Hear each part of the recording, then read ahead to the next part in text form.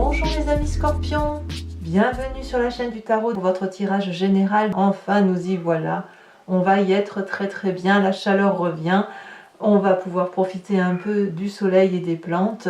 Ceux qui me découvrent, soyez les bienvenus, cette chaîne est la vôtre. Alors mes amis scorpions, ce que je vois ici c'est 4 arcanes majeures, hein, donc il y a quand même des choses qui changent. La roue de la fortune, la maison de Dieu, la tempérance et les chênes. Donc il y a quelque chose qui relève d'une tension qui semble toutefois un peu s'éclater. On remet un peu de l'ordre en place. On va tout de suite commencer, on va voir comment on avance dans votre tirage, tout doucement, et puis on verra au fil de l'eau la conclusion qu'il en est. Vous êtes... Alors attendez, avant de faire ça, je vais vous tirer quand même une carte conseil. J'ai envie de vous tirer une carte conseil ce mois, de l'archange Gabriel, qui va vous donner sa protection et les conseils à suivre. Alors, pour mes amis scorpions, le conseil du mois de l'archange Gabriel.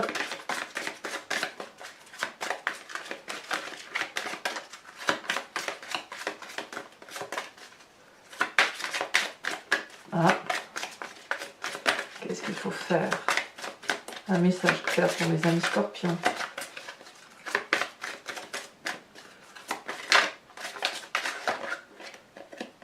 Celle-ci, elle dépasse. On vous parle du lien karmique. Si vous désirez avancer librement sur votre chemin, vous devez vous libérer de vos liens karmiques qui obstruent présentement l'ensemble de vos centres énergétiques. Prenez de grandes respirations et soyez attentifs à vos malaises physiques afin d'y mettre un terme. Ça donne un peu la couleur, hein. On voit comme, c'est ce que je vous disais, un peu de blocage qui ne demande qu'une chose, c'est qu'on s'aère un peu la tête, hein. En tout cas, votre énergie principale, celle qui va culminer, c'est l'idée de la convoitise. Il y a des scorpions qui ressentent le besoin de plaire, de séduire, d'aimer, d'être admirés probablement. Il y a un côté un peu épicurien, mais épicurien physique, vous voyez, le côté charnel. Alors on pourra nous parler peut-être de convoitise et d'envie, ça peut être autant dans le travail, si vous convoitez un nouveau poste de travail, que dans le sentimental, si par exemple vous avez envie de plaire ou si vous êtes attiré par une personne en particulier. Donc ça va être quelque chose de très dominant pour vous. Mais vous entrez sur ce début de mois avec cette énergie et ce désir de se laisser un peu aller au gré des événements. La roue de la fortune nous dit qu'on est probablement face à une situation qu'on ne peut contrôler. Et là, on a envie de lâcher prise et de se dire, bon bah soit, qu'est-ce que je peux faire de plus que de laisser faire les choses? Donc vous voyez, vous avez envie que ça aille, vous avez envie que ça aille pour vous et que personne ne vienne vous embêter quelque part. Donc ça ne veut pas dire que vous allez vous laisser faire, c'est juste que vous avez envie d'être dans cette observation de l'autre, du regard de l'autre, du comportement de l'autre, parce que vous avez probablement besoin de vous protéger ou probablement besoin de plaire, d'être apprécié à sa juste valeur. Donc en laissant faire les choses, vous laissez un peu les autres mettre de leur histoire dans votre vie. Peut-être que c'est ça qui vous aiderait d'ailleurs à libérer toutes les tensions que vous pouvez avoir à subir en ce moment, qu'elles soient petites comme elles soient grosses. Et je dirais même que cette idée de convoitise permet de cacher quelque chose qui est enfoui profondément au fond de soi. Voilà, c'est une apparence, hein, l'apparence de se montrer bien sous toute couture, parce que de toute façon, il y a des choses dans notre vie qui font que c'est pas parfait. Alors, voyons tout de suite l'environnement. Dans votre environnement favorable, on voit qu'il y a une promotion professionnelle, une promotion de travail ou la réalisation d'un projet. La 6 de bâton nous dit que vous retrouvez le succès, l'aura auprès de vos pairs. Vous trouvez la place qui est la vôtre. Vous êtes satisfait d'un point de vue professionnel ou envers les projets que vous réalisez. Ça peut même être dans la famille. Tout dépend de la façon dont vous voyez les choses. Donc là, on a de l'assurance, on est dans une action dynamique, il y a du feu, il y a de la joie, il y a du plaisir, il y a de la satisfaction de ce qui se passe autour de nous, peut-être même une certaine fierté dans le regard de l'autre. Voyez, vous pouvez aller jusqu'à là. Ce qui pourrait être défavorable pour vous, c'est tout ce qui est pinaillement, le pinaillage, la coquetterie. Oui, la coquetterie, on va le dire comme ça, c'est le mot qui me vient, mais je pense que ça va bien avec l'idée de convoitise. Il est inutile de se laisser flatter, de se laisser embobiner par des petits détails qui rendent les choses très belles ou plus belles qu'elles ne sont. Je m'exprime, vous pouvez faire un gâteau dégoûtant et y mettre toute la fioriture qu'il faut pour le rendre beau. Si les ingrédients ne sont pas bons, si ce n'est pas bon, ça restera toujours mauvais. Quand bien même vous y aurez mis de la dentelle, quand bien même vous auriez mis des fraises, du chocolat, j'en sais rien. Si c'est pas bon, c'est pas bon.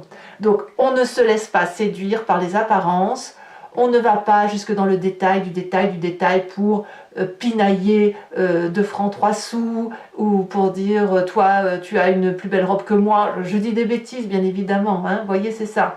On n'a pas besoin d'être dans le perfectionnement, on n'a pas besoin de montrer que l'on est plus beau que l'autre ou que l'on est meilleur que l'autre. On n'a pas besoin de ça parce que la valeur qui est la vôtre, elle est connue, elle est appréciée et il n'y a pas besoin de choses superfétatoires qui consisteraient à dire eh ben, il faut que j'en fasse et que j'en fasse et que j'en fasse encore plus pour être à la hauteur de l'autre. Non, parce que cette pression-là, elle vous vient de ce lien karmique. Donc, dans l'environnement, il y a une satisfaction professionnelle ou dans les projets, inutile d'en rajouter plus, vous êtes déjà à la hauteur. Alors, c'est d'autant plus important que votre présent ici est fait d'une situation intellectuelle d'épuisement complet. La 10 d'épée nous dit qu'on a passé un cap intellectuel de renoncement. Alors certes, certains d'entre vous pourraient être déprimés, plus que de raison. D'autres pourraient se dire, ça ne sert à rien de lutter, je ne peux pas gagner à tous les coups, je suis obligé d'abdiquer. Pourquoi ? Pourquoi intellectuellement il y a ce renoncement? Est-ce que c'est parce que justement il y a de la convoitise ou de l'envie d'autre chose, de l'envie d'avoir ce que l'autre n'a pas, ou est-ce qu'il y a cette convoitise de toujours vouloir prouver qu'on est le meilleur, ou le besoin de prouver qu'on est meilleur, comme si c'était au-delà de nous? Or, si vous vivez la vie de quelqu'un d'autre, vous ne pouvez pas être dans votre présent et vivre ce que vous avez à vivre aujourd'hui. J'ai l'impression que vous êtes sur un mois où vous avez envie de lâcher prise et en même temps, il y a quelque chose de plus fort que vous qui vous incite à toujours donner plus que ce que vous pouvez donner. Comme si ce que vous faites, ça n'est jamais suffisant. Voyez ? Donc on convoite, donc on désire, donc on a envie, donc voilà. Et on en rajoute, et on s'en rajoute jusqu'à l'épuisement intellectuel, jusqu'à ne plus savoir qui l'on est. Qu'est-ce qu'on a dans l'inconscient? Eh bien, l'inconscient se manifeste. L'inconscient parle de la maison de Dieu. La maison de Dieu, c'est le chaos. La maison de Dieu, c'est l'intérieur, ce qui est au fond de vous, que vous ne pouvez pas contrôler parce que vous êtes ainsi fait, qui vous dit stop. Stop, tu en as trop fait, stop, tu te perds. Tu es en train de construire quelque chose sur un socle qui n'est pas solide, dont les fondations s'effritent, donc je te dis stop. Et là, c'est le corps qui parle, c'est votre corps couplé à votre tête qui vous disent, qui se manifeste. Donc ça peut se manifester comment? Un malaise, un simple malaise sans raison, un malaise vagal. Donc qu'est-ce qu'il y a encore d'autre? Une crise d'angoisse, par exemple, voilà, une crise de larmes. Et vous ne savez pas pourquoi. Parce que votre corps vibre en ce sens qu'il faut fuir la situation dans laquelle vous vous mettez, fuir cet état, ce chagrin, cette tromperie de vous-même dans laquelle vous êtes, parce qu'il y a quelque chose à réaliser. Il y a quelque chose qui n'est pas vrai. Il y a quelque chose que vous faites qui n'est pas de vous. C'est un peu un côté, une éducation que l'on veut garder, transmettre comme ça, vous voyez. Donc il y a chaos. Et quand il y a ça, quand on a cette émotion-là qui se passe en nous, qu'on ne comprend pas, on a forcément une histoire du passé qui remonte, par le conscient, par le souvenir, ou alors à travers les rêves. Et là, qu'est-ce qu'on me dit? On me parle de la vallée de coupe. Dans votre passé, vous avez probablement été dans l'attente d'amour. un amour inconditionnel, un amour passion, un amour déraisonné et déraisonnable, mais tellement grandiose, tellement beau. La Vallée de Coupe nous parle de passion, d'attente d'avoir des nouvelles, de discussion. Il y a un côté charnel, il y a du partage, il y a de l'impatience même, de l'insouciance et de l'impatience. Donc ça vous vient de ce passé-là. Ce passé vous dit que vous avez envie de retrouver cette légèreté émotionnelle, ce plaisir et cette facilité d'aimer sans être toujours en train de se fourvoyer dans des détails, du détail, du détail. D'en faire plus que de raison. L'amour, quand vous étiez plus jeune, était beaucoup plus simple qu'aujourd'hui. C'est sûr. Parce qu'aujourd'hui, vous êtes moulé, façonné, vous êtes rentré dans le rang, et toute cette sincérité, cette légèreté-là, elle est un petit peu tronquée par rapport à l'image que vous devez donner de vous-même au quotidien par rapport à la société. Alors, si ça vous vous en rendez compte, votre futur proche va être fait des chaînes. Les chaînes vont nous parler d'une situation d'emprisonnement ou de se maintenir dans une situation d'emprisonnement. Mais de le savoir, de se dire je suis comme ça parce que j'ai vécu ça. Je suis comme ça parce que tu m'as imposé ça, ou parce que j'ai besoin de te plaire, ou parce que la société ou dans le monde de travail dans lequel j'évolue, je dois avoir tel ou tel fonctionnement, telle ou telle apparence.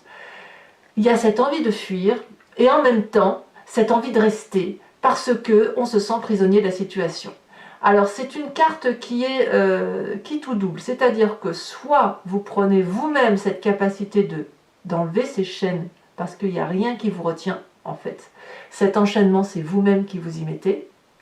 Soit vous êtes quelque part dans une forme de confort et vous allez vous maintenir enchaîné en disant tout le temps que c'est la faute de l'autre et que quelque part vous vous y maintenez, que vous êtes bien. En fait, c'est un destin qui est librement entre vos mains, mais vous n'en êtes pas sûr. Pour vous, c'est quelqu'un qui vous a mis dans cette situation-là.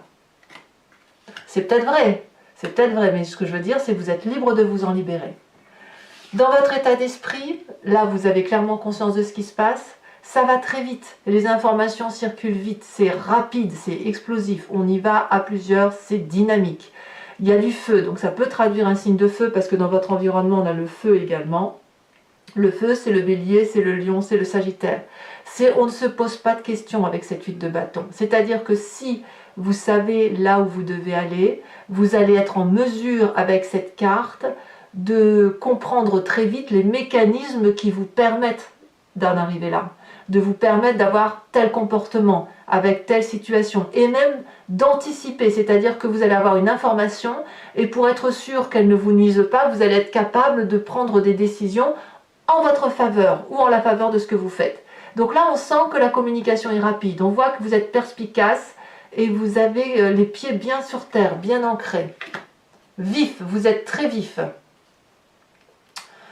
Dans la famille et les amis, on a l'influence de la reine de bâton. Donc la reine de bâton, c'est toujours le signe du feu, le bélier, le lion, le sagittaire. C'est une personne qui est aussi très généreuse, qui sait ce qu'elle veut, qui connaît sa place et sa valeur. Voilà. La reine de bâton, c'est une personne illuminée, qui est en mesure d'aider les autres parce qu'elle s'est aidée elle-même. Donc ça, c'est une très bonne influence sur vous si vous avez une reine de bâton autour de vous, un bélier, un lion, un sagittaire, une personne qui est très charismatique, qui a de la présence, de la prestance et qui sait ce qu'elle doit faire pour réussir dans la vie et vous proposer son aide, eh bien c'est peut-être le moment pour vous de l'observer, de l'écouter ou de vous confier. Parce que cette personne-là, elle sait le chemin qu'il faut prendre pour arriver à cette place qu'elle s'est construite. Voilà. Et quand on est bien ancré au sol avec une détermination sans faille de ce que l'on veut et de ce que l'on ne veut pas, alors on peut avancer librement et tranquillement dans sa vie. Alors, conséquences de vos actions et de vos pensées sur cette fin de mois de mai, c'est parfait puisqu'on a la tempérance. Ici, on va me parler d'un équilibre retrouvé dans vos chakras. Il va falloir libérer le lien karmique, là, hein. On libère le lien karmique pour retrouver des chakras équilibrés, pour retrouver un équilibre entre son physique et son spirituel, avec aussi son émotionnel. Ici, l'idée, c'est de retrouver ce petit nœud coulant avec des énergies fluides qui circulent en vous normalement. Il ne faut plus se laisser abattre, et je pense que vous allez le comprendre. en fin mai, à la fin du mois de mai, je pense que vous allez retrouver de votre intégrité. Vous allez casser ce schéma familial, ce schéma de comportement qui vous a été imposé pour être un peu plus en réalité avec vous-même, dans quelque chose qui vous ressemble. Conséquence de vos actions et de vos pensées sur l'environnement, c'est la cavalier d'épée. Alors la cavalier d'épée, c'est la personne qui est un peu impétueuse et un peu colérique, qui se laisse un peu transporter, déterminer, qui a bien calculé. Hein. Le cavalier, c'est quelqu'un qui a calculé, hein, qui a réfléchi et qui se met en marche, en guerre un peu. Alors pourquoi cette personne-là va se mettre en guerre? Je ne sais pas. Elle a peut-être un défi à vivre, à surmonter. Et le problème avec cette carte, c'est qu'il y a un dynamisme qui pourrait emmener les autres. Et la question, c'est est-ce que les autres qui vont être transportés dans cette dynamique-là vont être en mesure de supporter cela? Ici, vous voyez, je ne suis pas sûre que cette personne qui a son glaive levé prête au combat, est-ce qu'elle voit que le dragon, ici, qui la porte, est en situation un peu plus compliquée? C'est lui qui la porte, il y a des rochers, il pourrait se blesser l'aile, se blesser la patte, et elle devra continuer toute seule. Donc, dans l'environnement, il faudra peut-être faire un petit peu attention à ce que ceux qui partent au combat ne le font pas à votre détriment ou au détriment d'autres personnes que vous pourriez avoir sous votre protection. Voilà mes amis scorpions, alors maintenant on va compléter le jeu avec le Lucid Dreams et je vais faire son approfondissement sur Vimeo. Si ça vous intéresse, si ce tirage vous parle, vous n'hésitez pas, vous cliquez sur le lien en description, vous retomberez sur la playlist de votre signe sur le site Vimeo et il vous suffira de choisir entre location pour l'accès à toute cette vidéo approfondie ou à l'abonnement pour avoir accès à vos vidéos sentimentales et générales. L'abonnement se renouvelle tous les mois, mais sachez que vous êtes libre de l'annuler à chaque instant, de ne rien prendre du tout ou de rester que sur la location.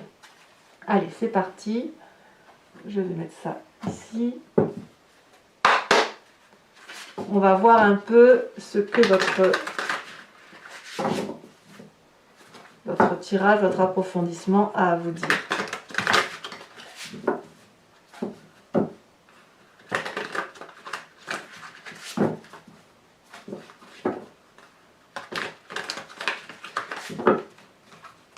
Alors, qu'est-ce qu'on a sur cette roue de fortune?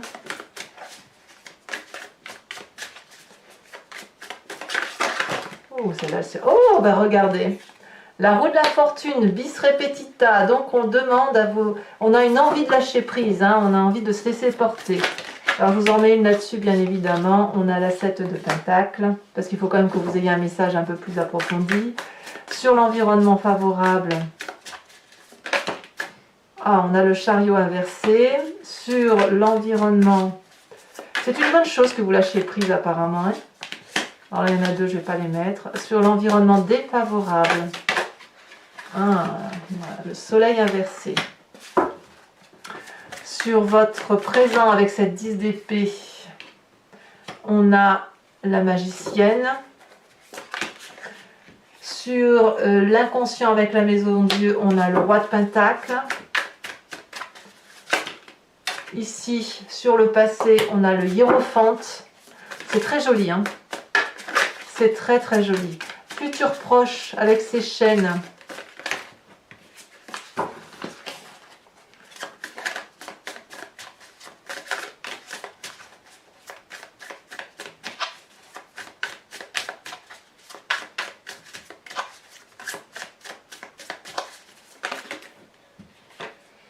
Le monde inversé sur l'état d'esprit.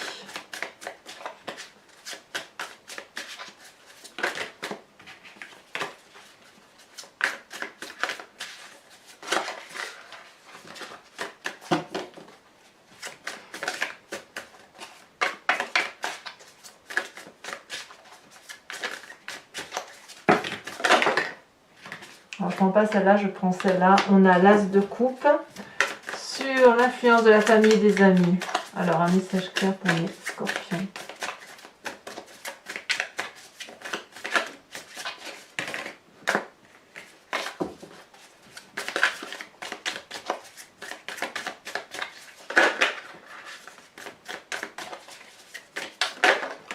On a la star.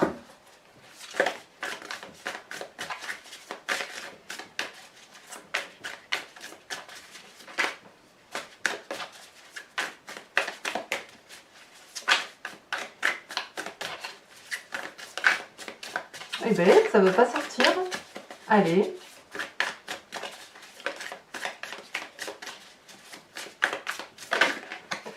Sur les conséquences de vos actions et de vos pensées sur vous-même, on a le magicien. Et, c'est bon ça. Et sur l'environnement à venir, qu'est-ce qui va se passer sur eux par rapport à votre réaction? Eh bien, ils vont avoir la 8 de bâton inversée. Je vous remets une carte de l'oracle bleu.